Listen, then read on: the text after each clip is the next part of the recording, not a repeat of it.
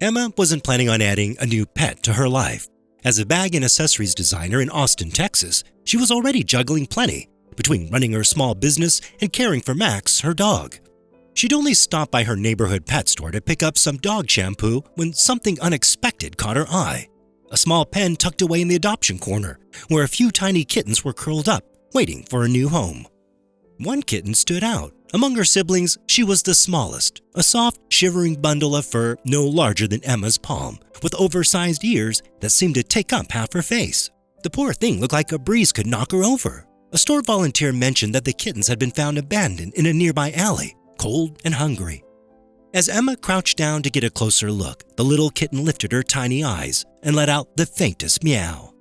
I wasn't even looking for a cat, she thought to herself, but there was something about this kitten's fragile little form and fighting spirit that made her pause.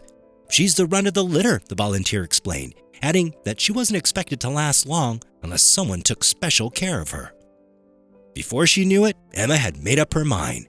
Though she was unprepared, her instincts told her to give this kitten a chance. She filled out the adoption papers and took the tiny one home, feeling a mixture of excitement and anxiety.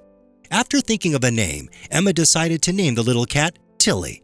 It just felt right because Emma believed that the tiny cat was strong and ready to fight for her place in the world. Back at home, it became clear just how weak Tilly really was. Emma carefully weighed her, shocked to see the scale top at only 2 pounds. At 4 months old, Tilly was barely half the size of a typical kitten her age.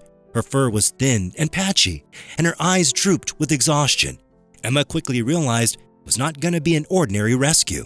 Tilly was going to need constant attention. Tilly's first night in her new home was spent bundled up in a warm blanket on Emma's shoulder. She snuggled close, feeling the comfort and safety of a real home for what was likely the first time in her life. The following day, Emma's worries only grew. Tilly's spay wound, fresh from the procedure just 2 days earlier, had started seeping. Her tiny body was warm to the touch, with a slight fever setting in. Something was definitely wrong, and Emma could feel the anxiety settle deep in her chest. With Max trotting faithfully by her side, Emma wrapped Tilly in a soft towel and rushed her to the vet. The vet took one look at Tilly and frowned. The prognosis was not hopeful. "She's very sick," the vet said gently. "Given her condition and how underweight she is, she may have feline immunodeficiency virus." Emma's heart sank. FIV was a difficult illness for a kitten so young and fragile, and the vet hinted that euthanasia might be the best course of action. But something inside Emma resisted the idea. Tilly had fought so hard already. She couldn't give up on her now. Determined to find another option, Emma sought a second opinion from another vet clinic.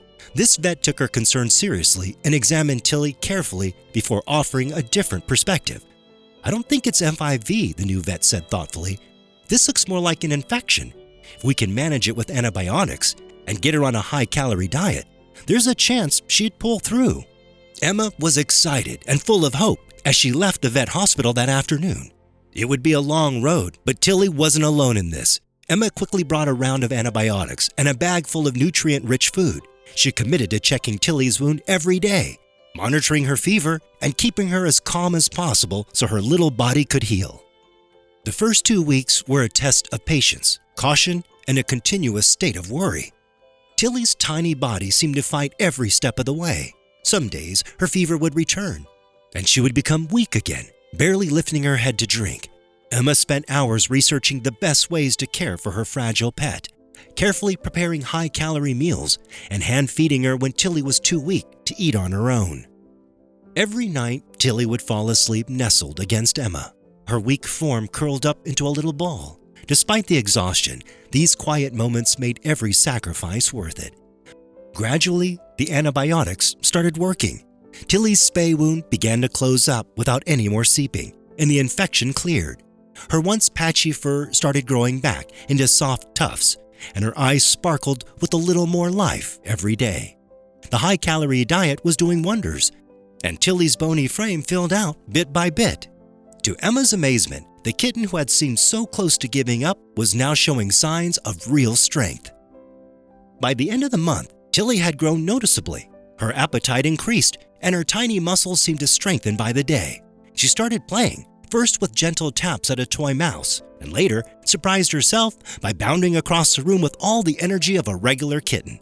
With her thickening coat and determined personality, Tilly was becoming a small, mighty force in Emma's household. Then, almost overnight, Tilly's growth seemed to accelerate dramatically. Emma noticed that she was no longer a little kitten, but a rapidly growing cat at an alarmingly unexpected rate.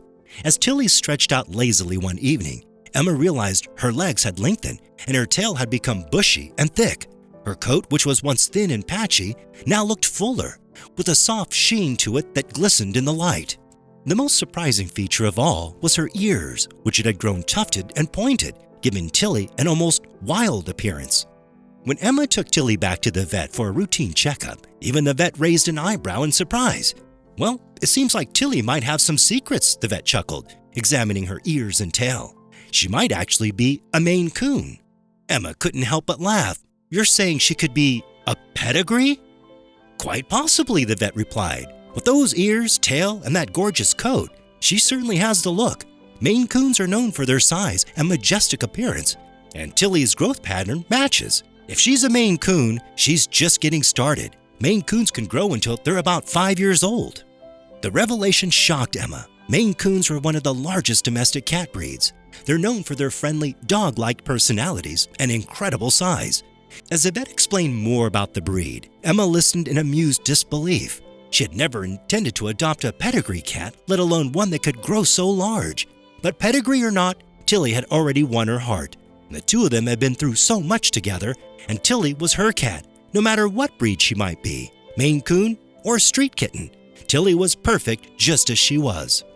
As Tilly continued to grow, so did her personality. She was no longer the timid, weak kitten Emma had first brought home. Instead, she was now a playful, affectionate, and slightly mischievous cat with an insatiable curiosity. Tilly had developed a love for high places, and Emma often found her perched on top shelves or trying to squeeze herself into impossibly small spaces. It was as if Tilly was determined to explore every corner of her world, no matter the obstacles in her way. By 7 months old, Tilly weighed a healthy 7 pounds. Her once thin frame now covered in a thick, luxurious coat of fur. Emma could hardly believe the transformation. Tilly's playful energy filled the house, and Max had become her best friend, tolerating her endless attempts to play and chase him around the house. One evening, as Emma watched Tilly attempt to jump onto the top of the refrigerator, a feat she'd almost achieved, much to Emma's amazement, she reflected on how far she had come together. She thought about the kitten she had found in that pen months ago, barely able to stand on her own. Now, she was a bold and energetic part of the family, bringing light and laughter to every room she entered. Tilly's origin may have been humble, but Emma felt that she had been given a gift, a reminder of resilience, joy, and the beauty of unexpected surprises. She didn't care whether Tilly was a Maine Coon or a stray from the streets. To her, Tilly would always be the little fighter who had stolen her heart on a rainy afternoon in Austin.